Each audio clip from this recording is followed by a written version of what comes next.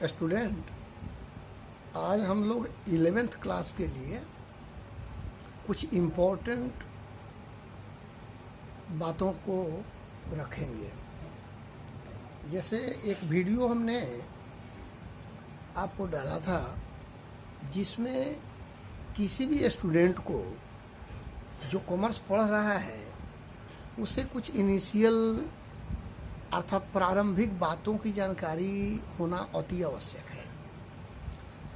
अर्थात हम लोग कॉमर्स के अंतर्गत कैसे किसी कंपनी या संस्था का हिसाब किताब रखेंगे, इसके बारे में हम लोग डिस्कस किए थे।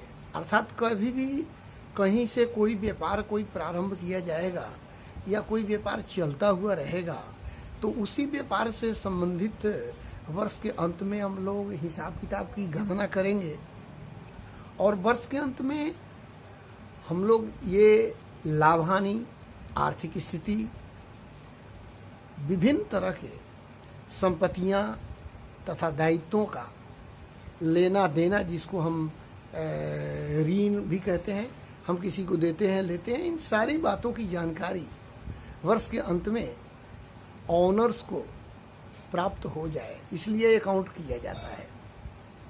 तो चलिए, अकाउंटिंग का अगर मैं स्टार्टिंग करने को अगर बात करूं तो सबसे पहले हम लोगों को ये जानना जरूरी है कि इंट्रोडक्शन ऑफ अकाउंटिंग।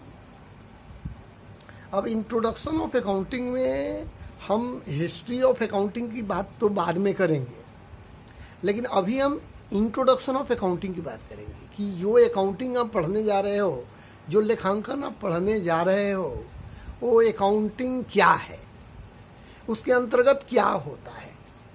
तो बोर्ड पर उसी बात को प्रकाश डाला गया है, तो आप इसे थोड़ा ध्यान से देखिए। मैं सीके सिंह, आकाश कॉमर्स का संचालक।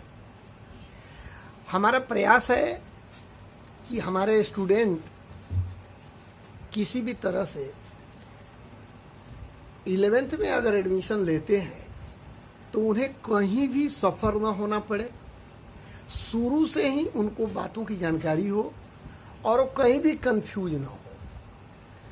जैसे ऐसे धारणा लोगों का है कि सर कॉमर्स अलग सब्जेक्ट हटकर हो जाता है तो समझ में नहीं आता है।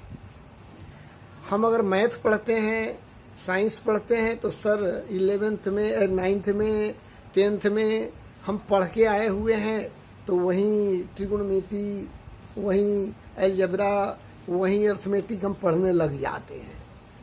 लेकिन कॉमर्स अलग हटकर है स्टूडेंट। तो हमारा प्रयास है कि हम कॉमर्स को आपके लिए, जब आप क्लास प्रारंभ करें ना, तो आपको इजी लगे, आपको कहीं से भी ऐसा ना लगे कि कॉमर्स समझ में नहीं आ रहा है, ये क्या सब्जेक्ट है। तो इसलिए मैं इसकी भूमिका के निर्माण किया हूँ और पहले क्लास के द्वारा हमने आपको ये समझाया है कि कॉमर्स पढ़ते हैं, उसमें एक सब्जेक्ट है अकाउंटिंग, जो सबसे महत्वपूर्ण सब्जेक्ट है। तो उसके अंतर्गत हम क्यों अकाउंटिंग पढ़ते हैं। कॉमर्स में अकाउंटिंग का महत्व है। किसी भी कंपनी, संस्था का हिसाब किताब रखने की जो तकनीक है, जो एक साइंटिफिक विधि है, उसको हम लोग पढ़ते हैं।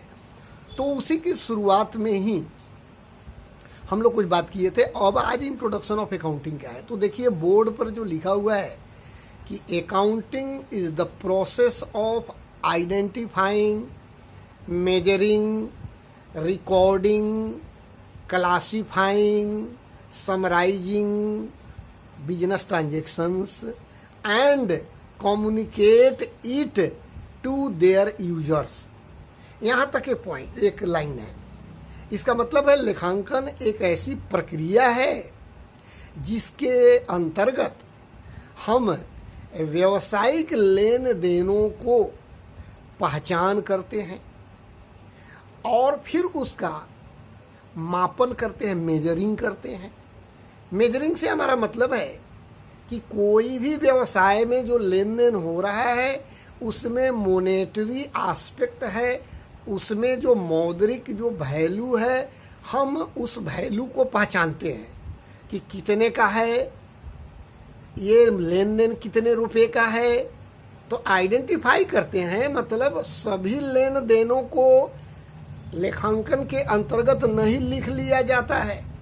जैसे हमारे घर में सुबह से शाम तक कुछ न कुछ कार्य होते रहते हैं, तो उस कार्य में हम जैसे पानी वाला आया पानी दे गया, दूध वाला आया दूध दे गया, तो क्या हम इसका रिकॉर्डिंग करते हैं? चलिए क्वांटिटी भी लिख सकते हैं, लेकिन लेखांकन नहीं करते। हाँ, पैसा जब दूध वाले को देंगे, पानी वाले को देंगे, बिजली का बिल भरेंगे, चावल या राशन खरीदेंगे या कोई और भी किराना आइटम खरीदेंगे, तो उसका रिकॉर्ड करेंगे। ऐसे हम आपस में गपशप कर रहे हैं, तो क्या हम उस गपशप को भी लिख लेते हैं कि ये इतने रुपए का गपशप हो गया? ऐसा तो है नहीं। तो हमारा कहना यही है कि हमारे घर के जो लेन देन होते हैं ना, इसी तरह स्टूडेंट किसी भी कंपनी में, अब चूंकि घर में तो भाई 2-3 आदमी हैं, तो क्या लेन देन होगा भाई? 10,000 आमदनी है या 50,000 आमदनी है तो वही तो खर्चा होगा। कंपनी में तो करोड़ों रुपए खर्च हो रहे हैं, करोड़ों, वहाँ तो व्यवसाय हो रहा है। तो हम मुख्य रूप से अकाउंटिंग उन व्यवसायिक संस्थानों का कर रहे हैं, हम किसी घर का नहीं कर रहे हैं। ऐसे अकाउंटिंग हर जगह होता है, लेकिन अकाउंटिंग का असली अर्थ किसी कंपनी में, संस्था में होता है, जहाँ पर बहुत बड़े स्तर पर लेन देन होता है, ट्रांजैक्शन होता है। तो उन जो लेन देनों को हम क्या करते हैं? आइडेंटिफाई करते हैं, मतलब पहचान करते हैं, उसको मेजर करते हैं कि ये लेन देन कितने का है, 1,000 का है, 10,000 का है, 1 लाख का है, 5 लाख का है, उसी को मेजर करना, मापन करना कहेंगे।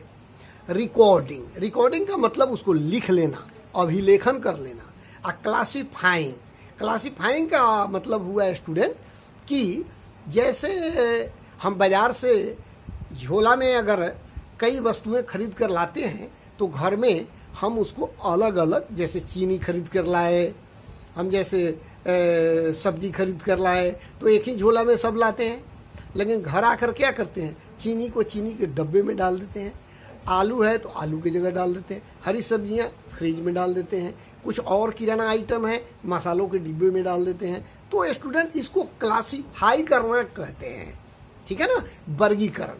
तो कहने का मतलब है लेन देनों को पहचानते हैं, उसको मेजर करते हैं, मापते हैं कितने का है ये, और तब उसका अभिलेखन कर लेते हैं, लिख लेते हैं। क्योंकि लेखांकन में अगर कुछ छूट जाएगा तो गड़बड़ होगा, इसलिए जो भी लेन देन जिस वक्त हो उसी वक्त उसका रिकॉर्डिंग कर लिया जाता है। फिर उसका हम क्लासिफाइंग कर लेते हैं, वर्गीकरण कर लेते हैं। वर्गीकरण नेचर के आधार पर होता है, प्रकृति, लेन देनों की प्रकृति के आधार पर होता है। जैसे हम कोई भी लेन देन करेंगे तो फिर हम उसके लिए क्लासिफाइंग करेंगे, फिर समराइजिंग करेंगे। समराइजिंग का मतलब हुआ वर्ष के अंत में, समराइजिंग हमेशा नहीं होता है। ये क्लासिफाइंग तो वर्ष भर चलता रहेगा, रिकॉर्डिंग वर्ष भर चलता रहेगा, आइडेंटिफाइंग एंड मेजरिंग तो वर्ष भर चलता रहेगा, लेकिन समराइजिंग वर्ष के अंत में होगा। समराइजिंग का मतलब एक सारांश निकालना। जैसे आप वर्ष भर पढ़ते हो और वर्ष के अंत में परीक्षाएं होती है, आपका रिजल्ट आता है, आपका लेखा जोखा पता चलता है कि आपको कितना मार्क्स आ रहा है।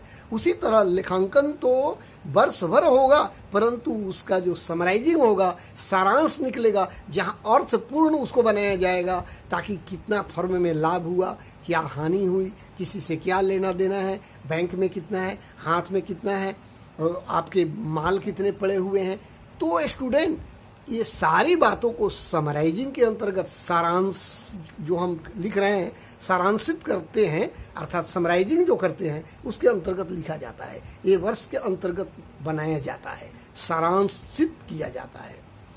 तो स्टूडेंट लेन देनों को अब यहाँ तक तो आ गए। फिर एंड कम्युनिकेट इट, आज जितने भी लेन देन को बनाने के बाद, वर्ष के अंत में फिनिश करने के बाद, एंड कम्युनिकेट इट। कम्युनिकेट का मतलब होता है चीज़ों को दूसरे तक पहुंचाना, बातों को पहुंचाना, मैसेज को दूसरे को देना।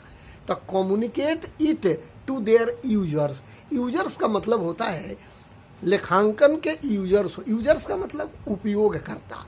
लेखांकन का उपयोग कौन करता है? मालिक करता है, मैनेजर्स करता है, एम्प्लॉय करता है, बैंक करता है, गवर्नमेंट करता है, टैक्स डिपार्टमेंट करता है, शेयर होल्डर्स करता है, इन्वेस्टर्स करता है, क्रेडिटर्स करता है। These all are interested to know the financial position of the business. जैसे होता है ना, भूख लगी है, एकदम भूख लगी है तो हम रोटी का इंतजार करेंगे, हम खाना का इंतजार करेंगे। उसी तरह यूजर्स लोग जो हैं, जो लेखांकन के यूजर्स हैं, जैसे मालिक ही हैं, जैसे मैनेजर है, जैसे बैंक है, जैसे सरकार है, जैसे टैक्स डिपार्टमेंट है, वर्ष के अंत में वो एकदम रास्ता देखता रहेगा कि फलना व्यापार आके बताए क्या लाभ हुआ, क्या हानि हुई, तो उसके अनुरूप हम एक्शन लें, हम उसके लिए प्लान बनावें। बैंक ये देखेगा कि ये व्यापार लाभ हुआ तो इसको हम लोन ज़्यादा दें, ये व्यापार अगर डूब रहा है तो इसे हम पैसा मांगें। और आप चाह के भी अगर चाहोगे कि न दे बैंक को, तो ऐसा नहीं होगा। बैंक को एक कॉपी देनी पड़ेगी अपने हिसाब किताब का, सरकार को देनी पड़ेगी, टैक्स डिपार्टमेंट को देनी पड़ेगी। उसी को बोलते हैं यूजर्स। हम जब आगे क्लास लेंगे तो इस पर विशेष हम डिस्कस करेंगे। स्टूडेंट इसके आगे है, so that users can satisfied their accounting need. अगर ऐसा हो गया, ये सब बन गया, वर्ष के अंत में सारांश भी हो गया, रिजल्ट भी निकल गया। सारांश से हमारा मतलब रिजल्ट निकल जाता, लाभ हानि की गणना हो जाना, संपत्तियों दायित्वों का पता लग जाना, लेना देना का पता लग जाना। तो ये सब जब हो जाता है तो यूजर सेटिस्फाइड हो जाता है, संतुष्ट हो जाता है, और लेखांकन की आवश्यकताओं की पूर्ति हो जाती है, और फ्यूचर के एक्शन के लिए मालिक फिर रेडी हो जाता है। जैसे हमारा रिजल्ट वर्ष भर पढ़े रिजल्ट आ गया तो अगले क्लास के लिए हम रेडी हो जाते हैं। अब स्टूडेंट इसमें तो लेखांकन के अंतर्गत हम लोग इनिशियल, ये कोई किताब में नहीं दिया हुआ है, ये सिर्फ मैंने अपने मन से लिखा है। परिभाषाएं जो डिफिनीशंस होंगे अकाउंटिंग की वो बाद में डिस्कस होगी। जो निचोड़ है, जो मेन फैक्ट है, वो मैंने अपने हिसाब से लिखा है जो आपको समझ में आ सके, इसलिए उसको लिखा है। अच्छा, अब कुछ लिखा है इम्पोर्टेंट टर्म्स, मतलब आवश्यक बातों को जानना जरूरी है। कौन कौन से टर्मिनोलॉजी है, कौन कौन से शब्दावली है जो लेखांकन के लिए स्टूडेंट को जानना बहुत जरूरी है। पहला है बिजनेस ट्रांजेक्शन। बिजनेस ट्रांजेक्शन का मतलब व्यवसायिक लेन देन, जो रोज रोज व्यापार में होता रहता है। माल खरीदा, माल बेचा, बैंक में जमा कराया, बैंक से निकाला, तो ये सब व्यवसायिक लेन देन कहलाते हैं। जैसे हमने सब्जी खरीदा तो व्यवसाय, एक घर का लेन देन हो गया। हमने एक फ्रिज खरीद लिया तो घर का लेन देन हो गया। हम पानी वाले को पैसा दे दिए, दूध वाले को पैसा दे दिए, सब्जी खरीद लिए, भाई ये घर का लेन देन हो गया। उसी तरह व्यवसाय में जो होंगे, व्यवसाय में सब्जी तो खरीदेंगे नहीं, तो व्यवसाय में क्या करेंगे, माल खरीदेंगे, माल बेचेंगे, बैंक में जमा कराएंगे, बैंक से निकालेंगे, किसी को लेंगे किसी से, किसी को देंगे। स्टूडेंट कोई संपत्ति खरीदेंगे, कोई कर्ज लेंगे, किसी को इंस्टॉलमेंट देंगे, तो ये सब लेन देन होगा जिसमें मॉनेटरी एस्पेक्ट होगा, मौद्रिक मूल्य होगा उसमें, तो उसी को व्यवसायिक लेन देन कहते हैं। जैसे बैंक में रोकड़ जमा कराया तो ये कैश डिपॉजिटेड इनटू बैंक, तो ये एक बिजनेस ट्रांजेक्शन कहलाएगा, तो उसी को कहेंगे। अब फिर दोबारा डिस्कस करेंगे। आइडेंटिफाइंग का मतलब पहचान होता है, लेन देनों का पहचान करना। मेजरिंग का मतलब लेन देनों को मापन करना, कितने रुपए का है। रिकॉर्डिंग का मतलब लेन देनों को अभिलेखित करना, लिख लेना ताकि छूट ना जाए। क्लासिफाइंग मतलब वर्गीकरण करना। वर्गीकरण का मतलब नेचर के हिसाब से अलग अलग लेजर, विभिन्न तरह के खाते का निर्माण करना। समराइजिंग का मतलब सारांशित करना। इंटरप्रेटिंग एक शब्द जो ऊपर हमने नहीं लिखा है, अब बाद में डिस्कस करेंगे, दूसरे परिभाषा में लिखेंगे। इंटरप्रेटिंग का मतलब होता है किसी भी जो लेखांकन के जो समराइजिंग हो जाएंगे, जब यहाँ इंटरप्रेटिंग से हमारा मतलब है स्टूडेंट कि जैसे हमारा रिजल्ट वर्ष के अंत में खूब मेहनत करते हैं पढ़ लिख करके, जब वर्ष में लास्ट में समराइजिंग, लेखांकन में समराइजिंग हो गया, अब वर्ष के अंत में जो रिजल्ट निकलता है उसी को हम समराइजिंग कह सकते हैं कि निचोड़ आ गया, रिजल्ट आ गया, उसी को समराइजिंग कहते हैं। तो स्टूडेंट समराइजिंग का मतलब हुआ सारांशित जब हो जाता है तो इसको लेखांकन समझेगा, अर्थात अकाउंटेंट समझेगा, थोड़ा बड़ा मालिक कॉमर्स पढ़ा है तो समझेगा। तो स्टूडेंट उसको समझने लायक बनाने के लिए उसको इंटरप्रेट किया जाता है, विश्लेषित किया जाता है, उसका व्याख्या किया जाता है। अकाउंटेंट उसका व्याख्या करके समझने लायक बना देता है, तो उसको हम बोलते हैं इंटरप्रेटिंग। जैसे मैं आपको कुछ समझा रहा हूँ, इंटरप्रेट कर रहा हूँ, मैं आपको समझने लायक बनाने के लिए उन्हीं चीज़ों को आपको दे रहा हूँ, उसी को इंटरप्रेटिंग कहते हैं। कम्युनिकेट का मतलब होता है स्टूडेंट कि लेन देनों को आधार पर जो ये अकाउंटिंग का निर्माण हुआ है और ये जो रिजल्ट आया है, इन सारी चीज़ों को क्या लाभ है, क्या हानि है, क्या लाभ, क्या संपत्ति है, क्या दायित्व है, क्या लेना देना, इस सारी बातों को यूजर्स को, यूजर्स मतलब मालिक को, बैंक को, सरकार को, टैक्स डिपार्टमेंट को, जो पूंजीपति हैं, पूंजीपति का मतलब जो ऋण देते हैं जैसे शेयर होल्डर्स हो गए, उन सबको इस सारी बातों को जानकारी देना, उसी को कम्युनिकेट करना, बस बातों को मालिक तक, मैनेजर तक, बैंक तक, सरकार तक, टैक्स अथॉरिटी तक, शेयर होल्डर तक पहुंचाना, इसी को कम्युनिकेट कहते हैं, संदेशवाहन कहते हैं। यूजर्स आप समझिएगा। चलिए स्टूडेंट, ओके, थैंक यू, आज के लिए इतना ही। Okay, thank you.